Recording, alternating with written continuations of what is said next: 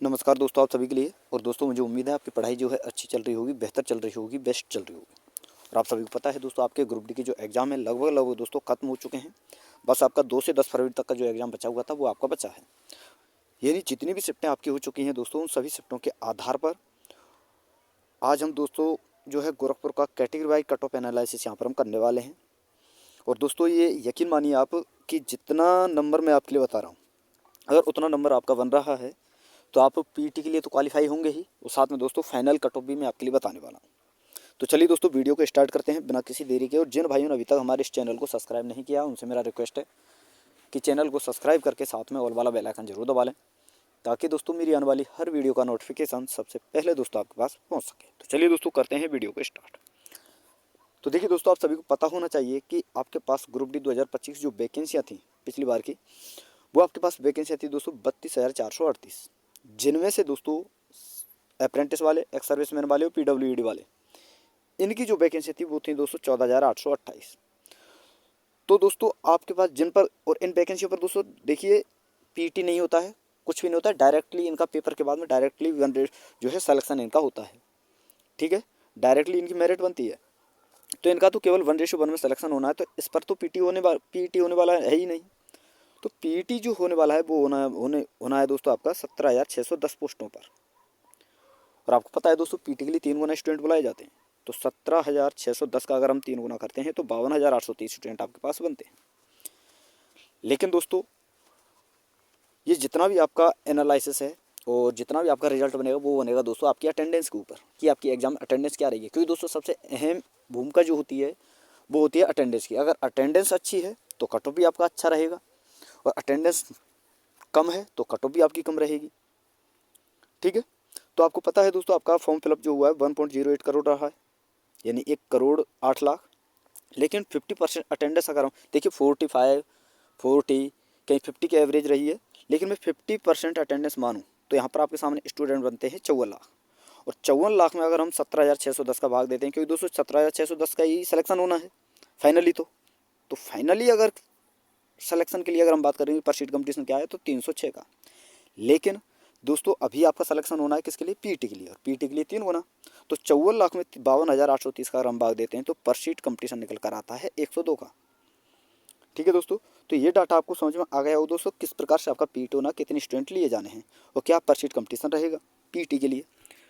ठीक है दोस्तों, अब चलते हैं दोस्तों आगे कट ऑफ की तरफ।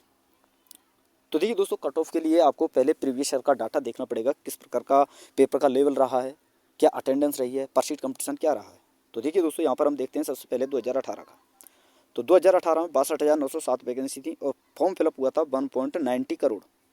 तो पर सीट कंपटीशन था यहाँ पर 70 का, लेकिन अटेंडेंस बहुत ज़्यादा थी दोस्तों, 60 से 65%। वहीं दोस्तों 2019 में जैसे हम गए तो वहाँ पर हमारी पोस्टें थी 1,03,769 और फॉर्म फिलअप हुआ था 1.15 करोड़ और पर सीट कंपटीशन था 110 का, और अटेंडेंस रही थी दोस्तों 50%। लेकिन दोस्तों अब की बार क्या है, 32,438 वैकेंसी है और 1.08 करोड़ फॉर्म फिलअप हुआ है, और पर सीट कंपटीशन कितना है दोस्तों? 150 का आपका पर सीट कंपटीशन है। लेकिन दोस्तों सबसे इंपॉर्टेंट है अटेंडेंस, जो कि मैंने आपके लिए पहले ही बोला था। तो अटेंडेंस अब की बार रही है 40 से 45%। लेकिन दोस्तों आपने देखिए, आपने अटेंडेंस के बारे में अगर मैं बात करूं तो आपने जब एग्ज़ाम दिया होगा तो आपने भी देखा होगा क्या जो है अटेंडेंस रही है, क्या नहीं रही। हालांकि मेरी भी कई सारे स्टूडेंटों से बातें हुई हैं, तो ज़्यादातर स्टूडेंटों ने यही बोला है सर 50, 45 के समथिंग हमारी अटेंडेंस रही है हमारे हॉल में भी ज़्यादातर। लगभग मेरी दोस्तों मैं आपको बता दूं कम से कम मेरी 10-12 बच्चों से बातें हुई हैं और उन्होंने बस यही बोला है अटेंडेंस जो है सर 45, 40, 50 के समथिंग रही है। लेकिन मैंने दोस्तों यहाँ पर जो आपके लिए सामने डाटा दिखाया ना, वो मैंने 54 लाख का वो 50% के अटेंडेंस के आधार पर आपके लिए दिखाया है।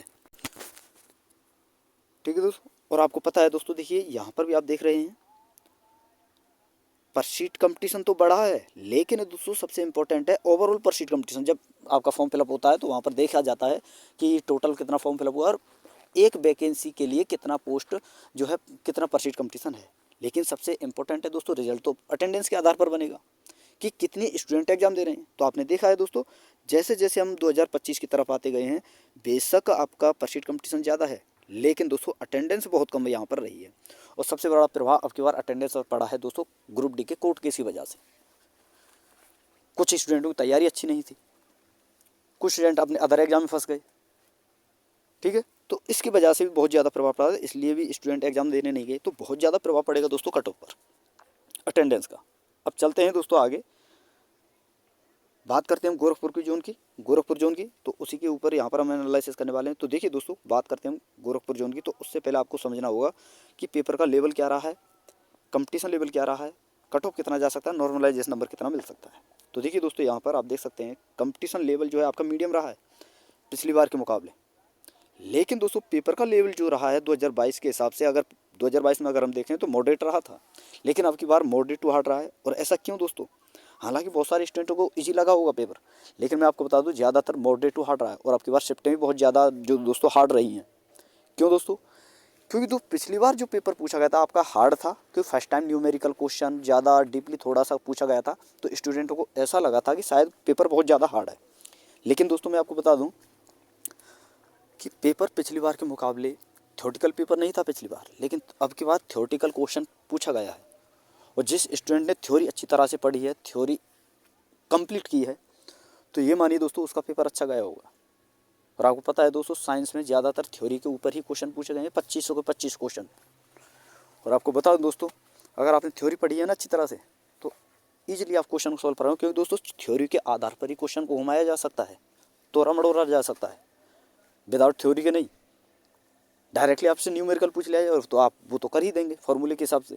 लेकिन थ्योरेटिकल क्वेश्चन को किसी प्रकार से तोड़ा जा सकता है, मरोड़ा जा सकता है, घुमाया जा सकता है। तो थ्योरी अच्छी है जिस स्टूडेंट की, उसने अच्छा पेपर किया होगा। तो इसलिए दोस्तों इसे मॉडरेट टू हार्ड माना गया है। और करंट अफेयर भी दोस्तों आपने देखा है, जी का तो नाम ही नहीं था।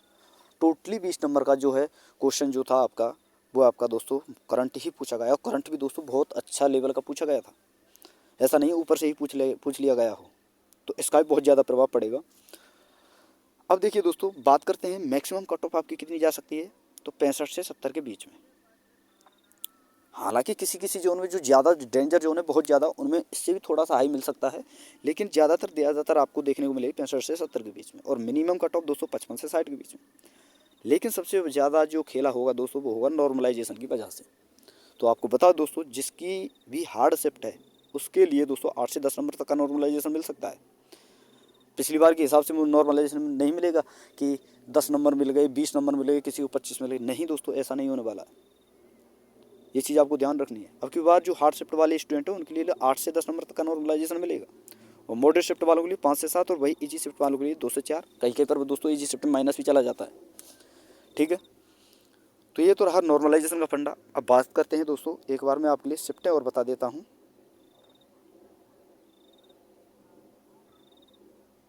कि आपकी कौन कौन सी शिफ्टें जो हैं यहाँ पर हार्ड है। तो देखिए दोस्तों, हार्ड शिफ्टों के बारे में यहाँ पर मैंने एनालिसिस किया है पूरा, कि 27 नवंबर से लेकर के, और ये दोस्तों आपका 9 जनवरी है, 9 जनवरी तक ये आपकी हार्ड शिफ्ट हैं कि किस तारीख की कौन सी शिफ्ट हार्ड रहेगी। और आप देख सकते हैं अपने हिसाब से कि आपकी कौन सी शिफ्ट थी, किस टाइम और किस डेट में थी, और आपकी कौन सी शिफ्ट है, क्या आपकी शिफ्ट हार्ड है या नहीं है।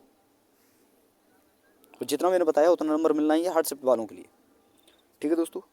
तो चलिए दोस्तों, अब देखते हैं गोरखपुर के जोन की तरफ। ओवरऑल डाटा अगर हम देखें तो दोस्तों गोरखपुर जोन यहाँ आपका ये रहा, और ये रहा गोरखपुर का डाटा। और यहाँ पर देख सकते हैं आपके पास पोस्टें थी 1370, और टोटल फॉर्म फिलअप हुआ था 3,62,092।